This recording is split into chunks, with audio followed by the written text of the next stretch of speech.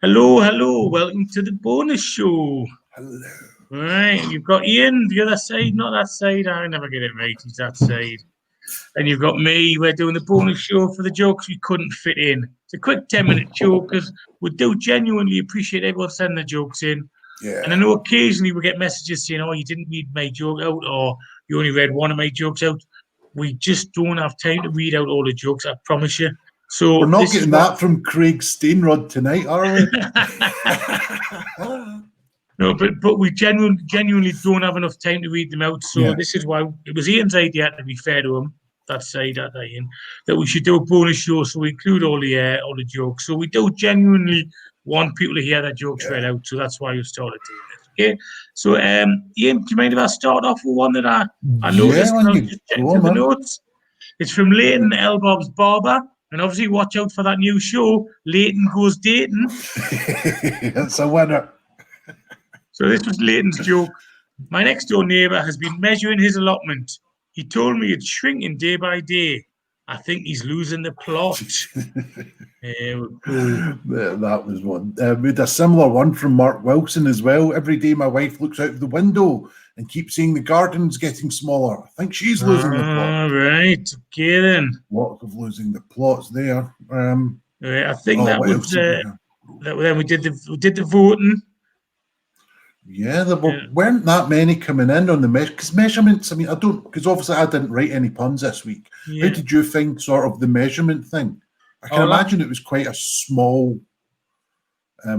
There's only a few references you can really make, isn't there? Like you see, I tell you the subject I did struggle with this week, Halloween. I had to just basically find some sort of.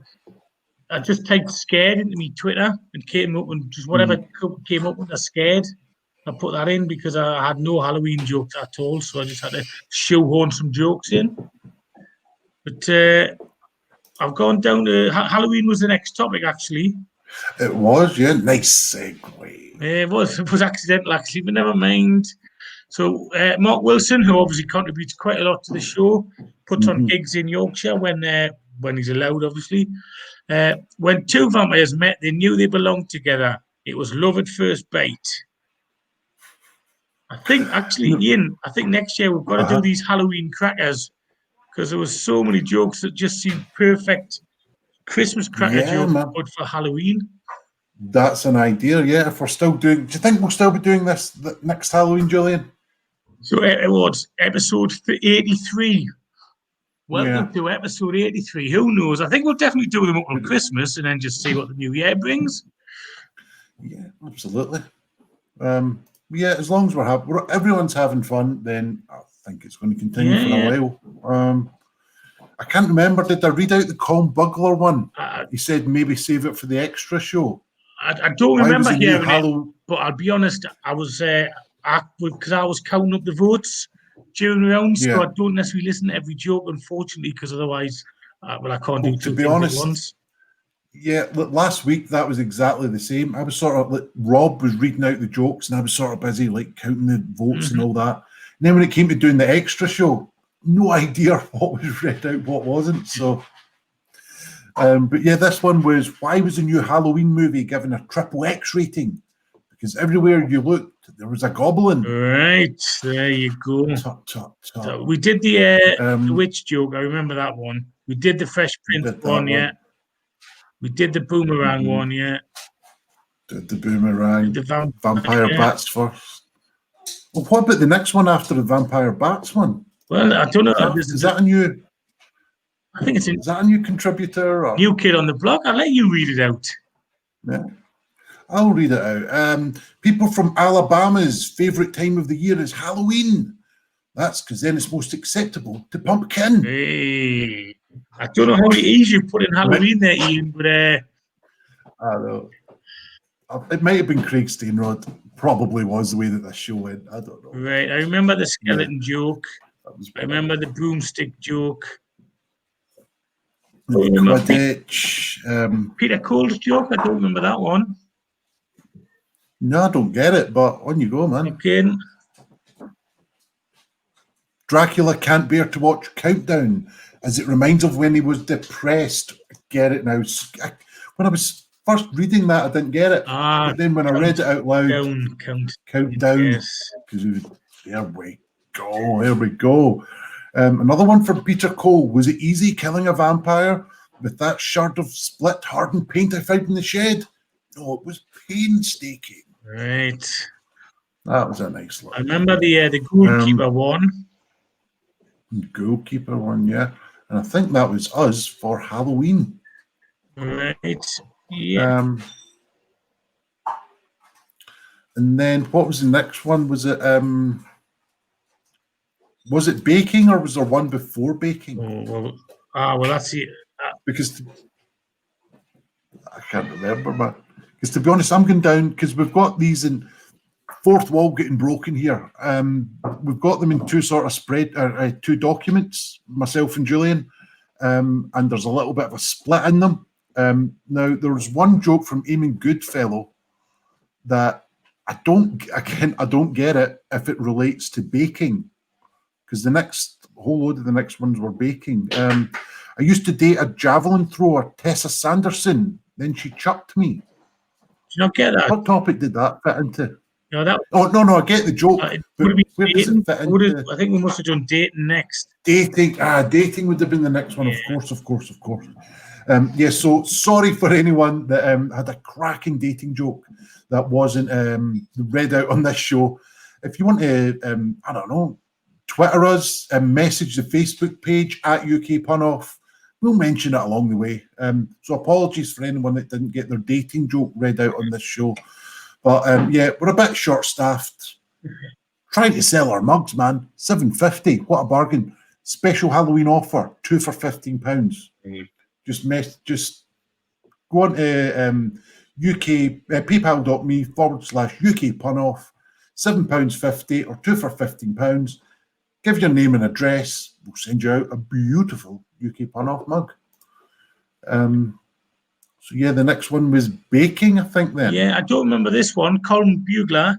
My friend used to own a donut making factory. Then one day he just sold it. When asked why, he said, I was just fed up with the whole business.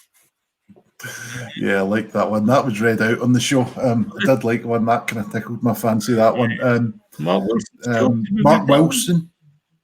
Yeah, on you go, man. The accountant was arrested for in the shed. He got done for cooking the books. Yay. And then we had the classic from Nathan Ramsden Locke. Ain't reading it out. Yeah, I don't know if I actually read this one out from Craig Stainrod, but here we go. Why break the habit of a show? Last time I stayed in a hotel, I was woken up by the maid throwing cakes at me. Due to predictive text, I'd asked for a bake-up call. Actually, that was a pretty good. Yeah, I just mentioned the reason I wasn't on the show last week because I was in Harrogate for a couple of days with my girlfriend.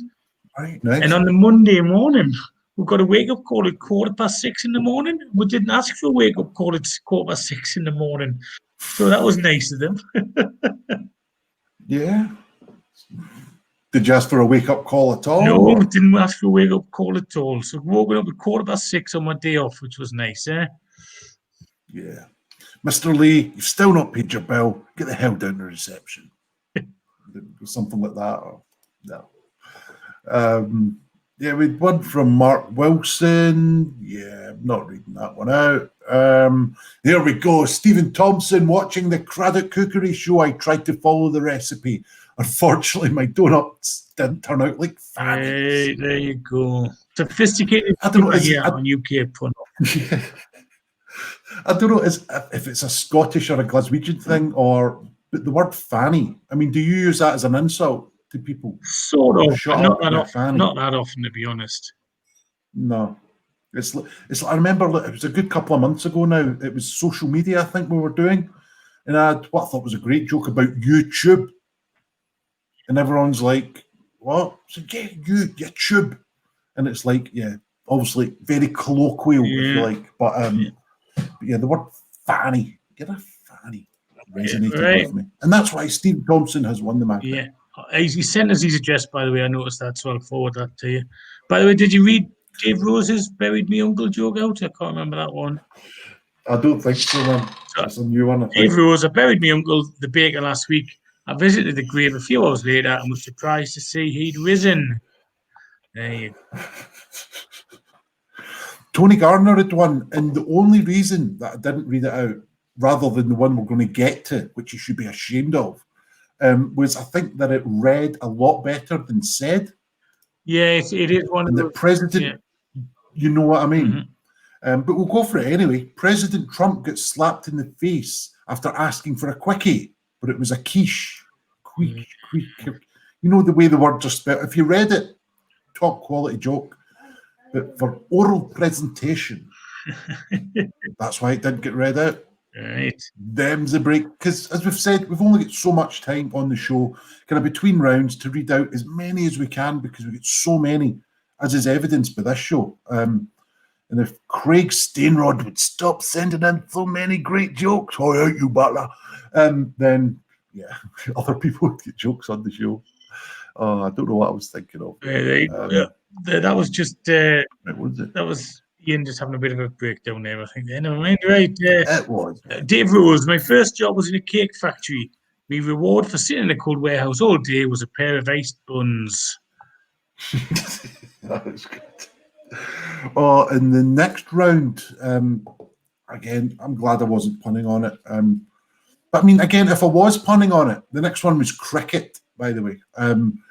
If I was punning on it, I would do my usual sort of search engines, words associated with, all that kind of palaver. But I wouldn't have got any of them. They wouldn't have made sense. They would just have been sort of crafted, if you like, which is sometimes all you can do. And because we've had topics like Star Wars and Star Trek, and I've written loads of jokes on them. Whether they're relevant or good, I don't know, because I don't know about the particular subject. So are you wanting to take the lead in the ones that you think were good, Julian? Because I read out ones that looked as if they were good. Right. To be honest, I didn't know. Okay, well, we'll do Craig Stainrod's here. I don't think I heard you say this. I may be wrong. When my wife said she was leaving us because of my obsession with cricket, it knocked me for six. It's over, she said. 2 cricket references in one joke there. For six, right? Okay, yeah, I get that. I mean, to be fair, I'm not going to read Jessica's joke out, but if you remember when Jessica was on the show, she had to do jokes about rugby as well. So that's right. She did really well, so she's done well with cricket as well.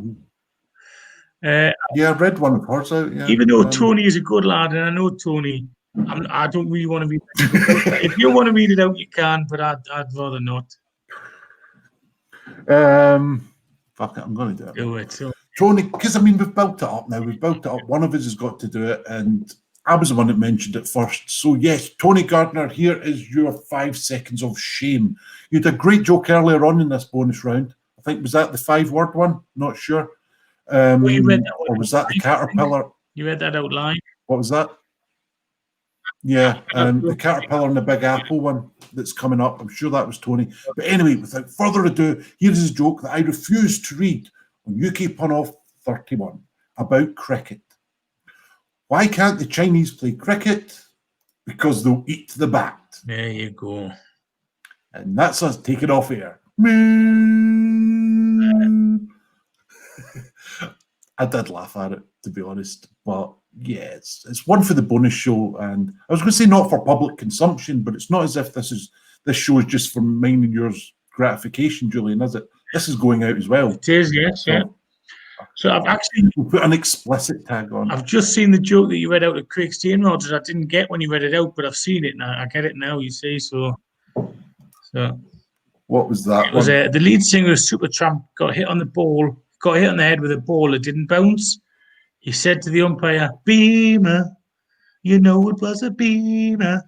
So yeah, right. Well, you know what? I didn't read that one out because I completely didn't get it. I know the song. You did read it out? I didn't read that one out. That was someone read that out. Read that tonight? No, wasn't me. Certainly wasn't me. I didn't read it out because I completely didn't get it. Apologies, Craig. If I had my sort of musical head on, maybe I was too focused on trying to get cricket jokes. Like, is a beamer a shot, a move, or whatever it is in cricket? I don't know. It's a ball that doesn't bounce before it. Usually sort of usually head height. It doesn't bounce. Right.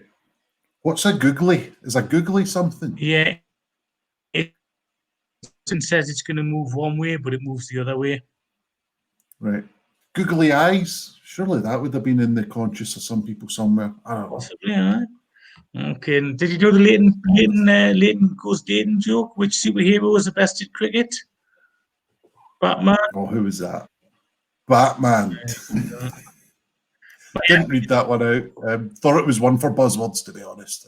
Dave Rose, my aunt, but candles for nighttime cricket matches. She would always wicket. There you go. Yeah, I like that. I did like that one from Dave. I can't remember if I read that one out, but I did get that, the wick of the candle. And yeah, I thought that was a great joke. That was a great little joke. Of course, Eddie Thomas sent in his joke twice, just so we could get it read out. I don't know. Cricket's the only programme you can rub your balls live on TV. Mm-hmm. What was that one from Dave Rose? Which sitcom character's great at cricket? Nora Batty. Nora Batty, there you go. There we go. One for the teenagers. One for the teenagers. And I think was that our penultimate round? I think, because the next one was New York. Was New York our last one? Yeah, that was the last one. That was the last one, yeah. I don't think there was as many New York jokes as I'd kind of anticipated coming through here. We had a few from Craig. I was going to read out the one from Craig Steinrod. A shop selling souvenirs of New York has been broken into. Police say people have been taking liberties. Yeah, it's. I think it's Stevie Vegas did. Stevie Vegas done that one, yeah. So I didn't do that one. Where else did we have?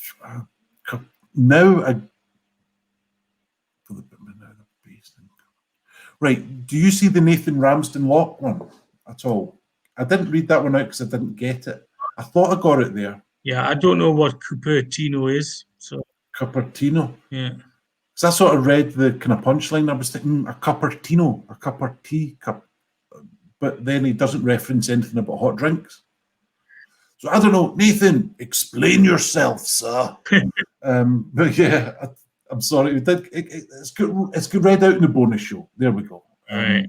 But it didn't get read out in the main show because I never got it, and Julian doesn't get it now. But yeah, please, answers back of a postcard too at UK Pun-Up. Right. £7.50 for a mug. Well, I think that's all the jokes there, isn't it? Yeah, I think it was just a vote. That is pretty much, yeah. Yeah, I think that is us. Jesus, 17 minutes. Where is this time gone? That's how many. I mean, that's almost half a show. That's how many jokes we've got to read out on the bonus show that we need to do a near probably about 20 minutes by the time we wrap up and sort of shill our mugs out again. Do you know what I mean? So yeah, I mean, thanks to everyone that's sort of sent in all the great jokes, all the crap ones, and certainly the dodgy ones as well. Every joke, every contribution is, I mean, it's totally appreciated. We just love you guys for supporting us, watching us. And of course, as it says at the bottom of the screen, if you can donate what you can, I sound like some sort of 80s appeal here, please donate what you can. But I mean, it does help upkeep the stream.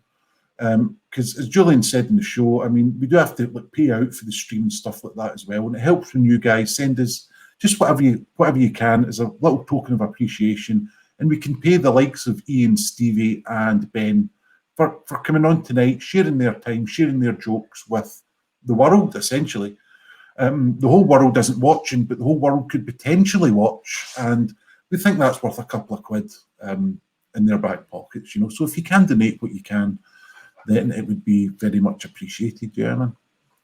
So, Julian, have we got any cat bombing videos this week coming up? Well, no. Well, I'll be doing I usually film the 2 videos I do each week on a Tuesday and a Thursday night.